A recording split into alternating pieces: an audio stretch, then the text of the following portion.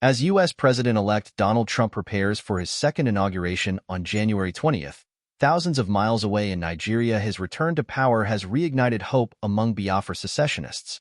Some view him as a possible ally in their decades-long battle for autonomy, though at least one analyst thinks they should lower their expectations.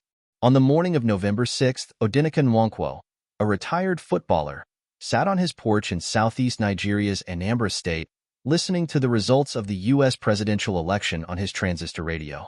After a few hours, the news broke that Republican candidate Donald Trump had defeated opponent Kamala Harris. Nwankwo, a supporter of the Biafra secessionist movement, said jubilation immediately erupted. "We know that Trump can go straight to them and tell them, resolve this issue of Biafra. If they want to be free, let them be free," Nwankwo said. "I think that's the why the Southeast is excited about his coming.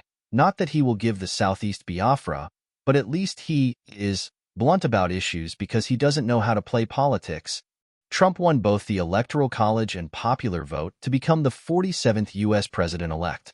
Biafra's separatist communities are now expressing hope that Trump's presidency, which begins on January 20th, could be a turning point for their movement. Ifeanyi Okorafor is a resident of Imo State in southeast Nigeria. "Marginalization is subjection, and it will never end until secession comes," Okorafor said. "The world is talking about Trump coming in, and because America is a force in world power, they can dictate certain things that will happen elsewhere. It may not be that easy, though. Trump, because he's Republican and their manner of doing things is what the people are seeing." The Biafra movement has sought independence from Nigeria for decades.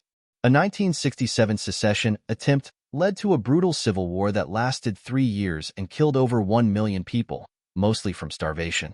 Critics say that when it comes to Trump, Biafran activists may be too optimistic. Ahmed Buhari, a Nigerian political analyst, said that it's unclear why Trump would be interested in the issue. "Trump has clearly defined himself as that president who puts America first, so for him to support any mission, it will have to be clear how it's going to benefit the American people," Buhari said. "Until that is properly defined, he might not be interested in having that conversation with the Biafran people."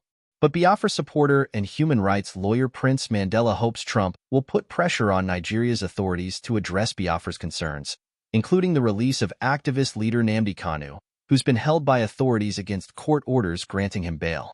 "Donald Trump is someone that kicks against the breach of fundamental human rights," Mandela said.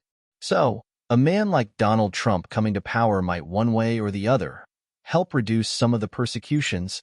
During his first term, Trump queried then Nigerian President Muhammadu Buhari about violence against Christians in Nigeria, an issue Biafrans often frame as vital to their struggle. Beyond that, Trump seemed to pay little attention to Nigeria or Africa as a whole. Biafran secessionists are hoping that this time around, their issue can make it onto Trump's agenda.